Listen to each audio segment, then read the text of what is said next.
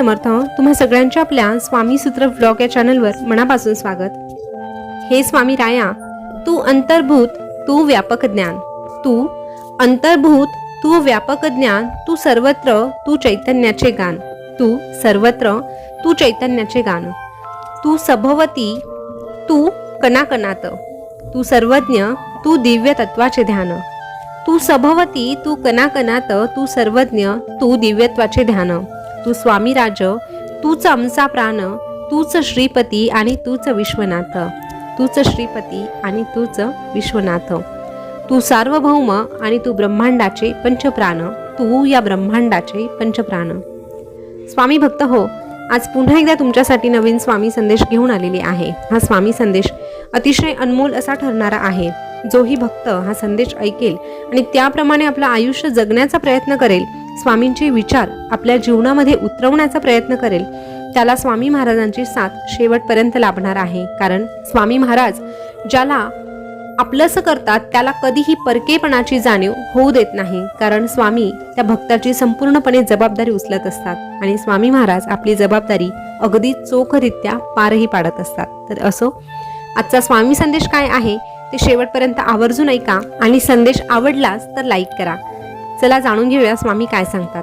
स्वामी महाराज आपल्या भक्तांना सांगतात, अरे स्वामी हा शब्द नाही जो तुला पुस्तकात सापडेल. स्वामी हा फक्त शब्द नाही जो तुला पुस्तकात सापडेल. स्वामी ही मूर्ती नाही जी तुला मंदिरात मिळेल. स्वामी ही मूर्ती नाही जी तुला मंदिरात मिळेल. स्वामी हा कोणी व्यक्ती नाही जो तुला समाजात दिसेल. स्वामी हा कोणी व्यक्तीही नाही जो तुला ह्या समाजात दिसेल. अरे स्वामी म्हणजे तर तुझं जीवन आहे, जे तुला स्वतःमध्ये सापडेल. आयुष्यात सर्व गोष्टींची मस्करी कर, पण कुणाच्या स्वाभिमानाची आणि चारित्र्याची मस्करी कधीच करू नकोस. कारण ह्या दोन गोष्टींबाबत तू जर काही छेडछाड केली तर तुझं आयुष्य बिघडवतात. तुझ्याकडे जे आहे त्याबद्दल कृतज्ञ राहा आणि सतत तक्रार करणं थांबव. सतत तक्रार करण्याने तुझ्या मूळ समस्येचं समाधान न होता तुझे नुकसानच जास्त होते. तुझ्या स्वतःच्या मनावर इतका ताबा तू ठेवायलाच हवा की परिस्थिती कितीही वाईट असली तरीही स्वतःबद्दल आणि इतरांबद्दल चांगला विचार हा तुला करताच आला पाहिजे. अरे त्यासाठी अंगी सकारात्मकता ठेवायला हवी. संघर्ष हे निसर्गाचं आमंत्रण आहे. जो स्वीकारतो तोच पुढे जातो. जो स्वीकारतो तोच पुढे जातो. नाहीतर कारणं देणारी सतत मागेच राहतात. कारणं देणारी सतत मागेच राहतात. शांतता हे प्रत्येक प्रश्नाला दिलेलं सुंदर उत्तर असतं आणि संयम हे परिस्थितीला दिलेलं प्रतिउत्तर असतं. तुझं जीवन हे नेहमी आनंदाने जगण्याचा प्रयत्न कर. कारण तुझं जीवन म्हणजे आम्ही दिलेली एक अनमोल भेट आहे आणि तुझ्या जीवनात नेहमी हाच प्रयत्न कर की तुझ्यावर विश्वास ठेवणाऱ्यांचा विश्वास कधी तुटू नये. तुला कोणाला आपलंसं बनवायचं असेल तर मनाने बनव. मनाने त्यांना आपलंसं कर आणि कोणावर जर तुला राग व्यक्त करायचा असेल तर तो फक्त आणि फक्त मुखाने कर, मनाने कधीच नाही. लक्षात ठेव, ज्या दोऱ्याला गाठ नसते असाच दोरा सुईमधून प्रवेश करतो. ज्या दोऱ्याला गाठ नसते असाच दोरा सुईमधून प्रवेश करतो. तू स्वतःला कधीही कमी लेखू नकोस. तू जर इतरांच्या भावना न दुखावता त्यांना समजून घेण्याचा प्रयत्न करत असशील, कुणालाही न दुखावता सुख वाटण्याचा प्रयत्न करत असशील तर तू माझा आवडता भक्त आहे. गरजेचं नसतं की प्रत्येक भेट ही वस्तूचीच असते. अरे प्रत्येक वेळेस गरजेचं नसतं की प्रत्येक भेट ही वस्तूचीच असते.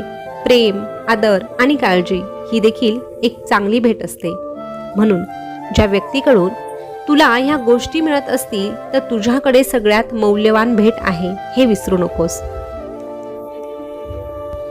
आणि ह्या मौल्यवान गोष्टी कुणालाही सहजासहजी मिळत नाही. जो भाग्यवान असतो, ज्याच्यावर आमच्या कृपेचा वर्षाव होतो, त्यालाच ह्या मिळतात. अरे विषय कोणताही असू दे, तुझं मत प्रखरपणे मांडायला शिक. कारण तुझ्या न बोलण्याचा अर्थ अनेक वेळा हाच धरला जातो की तू दोषी आहेस. इथे सगळ्याच गोष्टी मनावर घ्यायच्या नसतात. अरे इथे सगळ्याच गोष्टींची नक्कल करता येते, पण चरित्र, वर्तन, संस्कार, ज्ञान आणि महत्त्वाचे म्हणजे कर्म याची नक्कल कधीच आणि कुणालाच करता येत नाही, करता आली नाही आणि पुढेही करता येणार नाही. जग इतकं की तुझं आयुष्य कमी पडेल, जग इतकं की तुझं आयुष्य कमी पडेल, हास इतकं की आनंद कमी पडेल. काही मिळालं तर नशिबाचा खेळ आहे, पण तुझे प्रयत्न इतके कर की परमेश्वराला देणं भागच पडेल, परमेश्वराला देणं भागच पडेल. अरे, दुसरा दरवाजा उघडल्याशिवाय पहिला दरवाजा आम्ही कधीच बंद होऊ देत नाही. म्हणूनच लक्षात ठेव, जर तुझी फसगत झाली, कुणी तुझा विश्वासघात केला, तर एकच गोष्ट लक्षात ठेवायची की तुझ्या पाठीशी तुझी ही स्वामी माऊली आहे. सुरुवातीचं तुझ्याकडून काही हिसकावलं गेलं तर नक्कीच तुझ्या या स्वामी माऊलीने तुझ्यासाठी पहिल्यापेक्षाही चांगली काहीतरी योजना आखून ठेवलेली आहे. कारण जिथे सर्व संपतं तेथून जो नवीन आयुष्याची सुरुवात करतो तोच खरं संघर्ष योद्धा. आणि अशा संघर्ष योद्धाच्या पाठीमागे आमचा आशीर्वाद कायमस्वरूपी असतो आणि शेवट विजय हा त्याचाच ठरलेला असतो आणि आम्ही ठरवलेला देखील असतो. खोटी कामं करून आणि खोट्या मार्गाने मोठं होण्यापेक्षा सत्याच्या मार्गावर चालत राहा. सत्कर्म करून लहान राहा. कारण खोटी कर्म करून एखादा जरी मोठा झाला ना, तरीही आज ना उद्या त्याला त्याच्या कर्माची फळं ही भोगावीच लागणार आणि त्याच्या कर्माची फळं ही दुःखरूपीच असणार, हे मात्र निश्चितच. म्हणून तुझ्याकडे एक वेळ काही कमतरता असली तरीही चालेल, पण तुझ्या कर्मांना दोष लागू देऊ नकोस. तुझ्या कर्माची फळं ही नेहमी तुला चांगलीच हवी असतील तर तुला आज सगळं काही चांगलंच करावं लागणार आहे. अरे, स्वतःचा आधार तू स्वतःच बनायला शिक. कारण तुझ्या स्वतःच्या अंतर्मनामध्ये तुझी ही स्वामी माऊली विराजमान आहे, हे विसरू नकोस. स्वतःचा आधार स्वतःच असला ना की नको तिथं खचून जाणं नशिबी येत नाही. कोणासाठी कोण यापेक्षा तुझ्यासाठी तू आणि तुझा स्वामी हे जरी तुला समजलं ना, तरीही कदाचित तुझ्या डोळ्यातून वाहणाऱ्या अश्रूंच्या धारा नक्कीच एक दिवस थांबतील आणि तुझ्या या अश्रूंच्या धारा थांबवण्यासाठी आमचे हात पुढे येतील आणि तुला एकच सांगतील, भिवू नकोस, मी तुझ्या पाठीशी आहे, भिवू नकोस, मी सदैव तुझ्या पाठीशी आहे.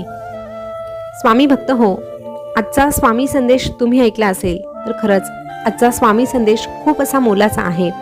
बऱ्याचदा आपल्या आयुष्यामध्ये आपण खूप चांगली कर्म करण्याचा प्रयत्न करतो, पण तरीही आपल्या वाट्याला दुःखच येतं आणि मग अशा वेळेस वाटतं की चांगलं वागून काय फायदा, त्यापेक्षा आपण इतर लोकांप्रमाणे वाईट वागूया, कमीत कमी ते सुखात तरी दिसतात.